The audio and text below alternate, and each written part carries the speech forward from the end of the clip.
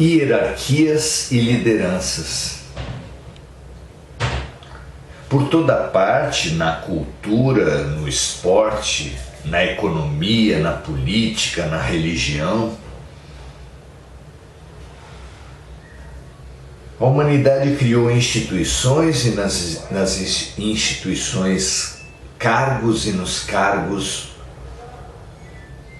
organizados em hierarquias, escadas, posições rígidas com status, competências, exposições, valores, espelhando um pensamento, espelhando uma obsessão, espelhando e incentivando uma vida para o sucesso, para a vitória, para subir nessa escada.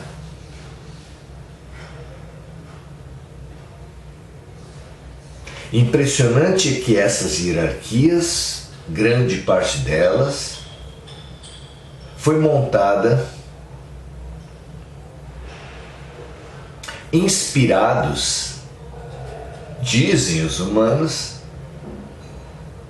em cientistas, em luminares espirituais, que nenhuma importância deram para as hierarquias.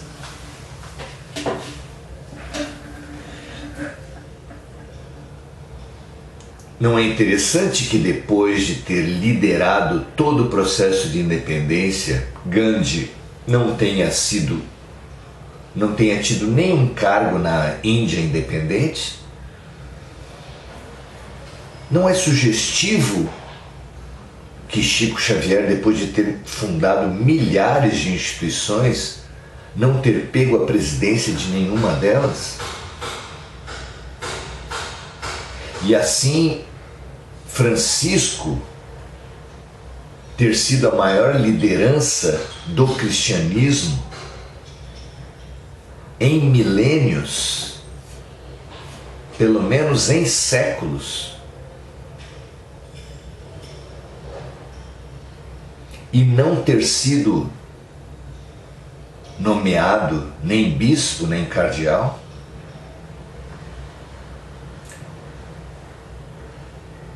Que pessoas como Buda,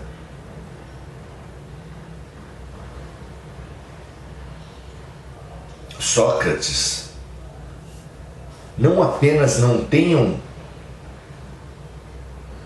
no caso de Buda, tenha embasado o seu processo de iluminação pela recusa ao poder, e todos eles, de maneira real ou simbólica, terem sido mortos por essa estrutura, por essa hierarquia, pelos palácios dos quais eles fugiram?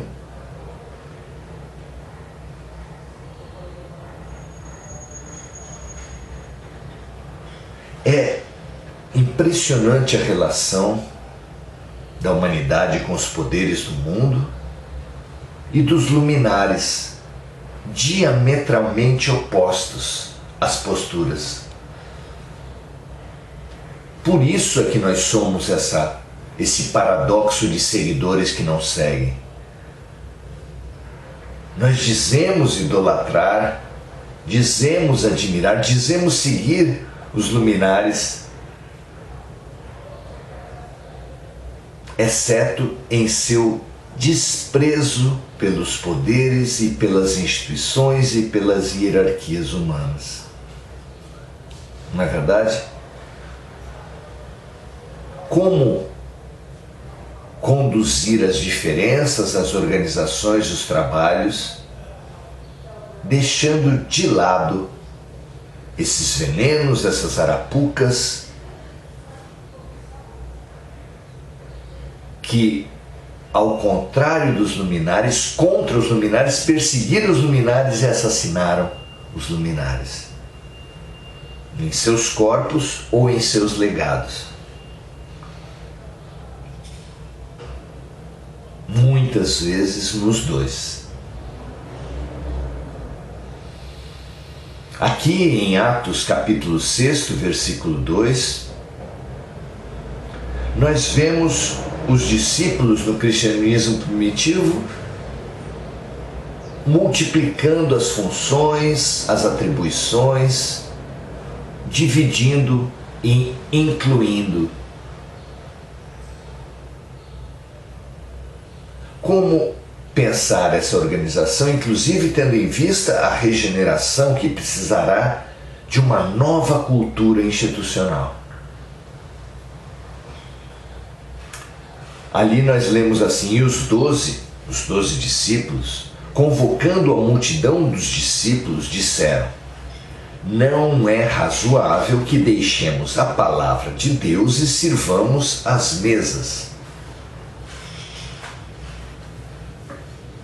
Que podemos tirar de lição de um versículo como esse, não é?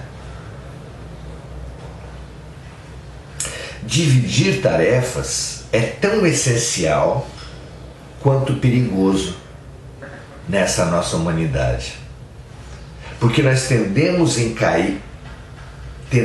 a cair pela nossa história, pelos nossos hábitos, pelas nossas inseguranças, pela nossa vaidade, em cair e recair em exclusões, poderes, hierarquias. Jesus alertou que no mundo se conhece uma pessoa pela quantidade, o poder de uma pessoa, pela quantidade de pessoas que o servem, mas que com ele seria diferente.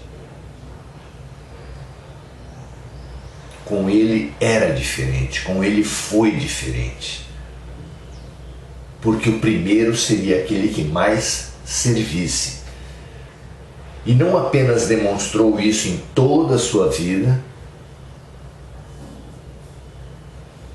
caminhando com os excluídos, com os desprezados, com as prostitutas, os leprosos, os samaritanos, mas escolhendo como símbolo do seu último momento com os discípulos a lavagem dos pés, dispondo de suas próprias roupas, vestindo-se, apresentando-se como um escravo, tomando uma bacia e lavando os pés de cada um dos discípulos.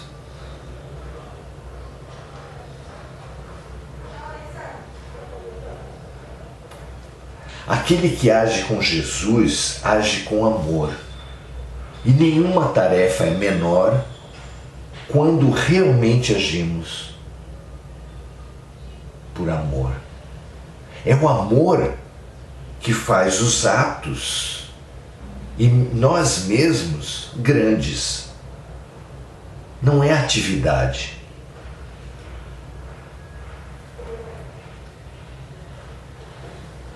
Os que coordenam o trabalho com Jesus são os que mais amam, quando o trabalho é realmente com Jesus. Os que mais amam são os que mais servem. Os que mais servem são os que servem também aos próprios servidores. O que é realmente maior sente necessidade de subverter as divisões, as instituições, os poderes humanos, movendo-se constantemente a agir com os iniciantes,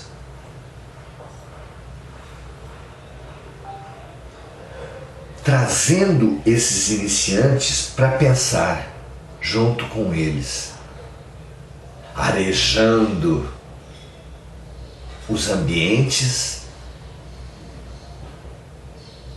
eliminando as divisões artificiais e rígidas, valorizando as pessoas e os aprendizados para os quais eles também se abrem o tempo todo, ajustando os laços, não deixando que o tecido esgarçado se fragilize. precisaremos muito de tecidos fortes, de ajudantes humildes, mas participativos, de lideranças simples e servidoras. Será que haverá candidatos? Que haja, porque a regeneração é urgente e precisa de nós. Até a próxima, um grande abraço.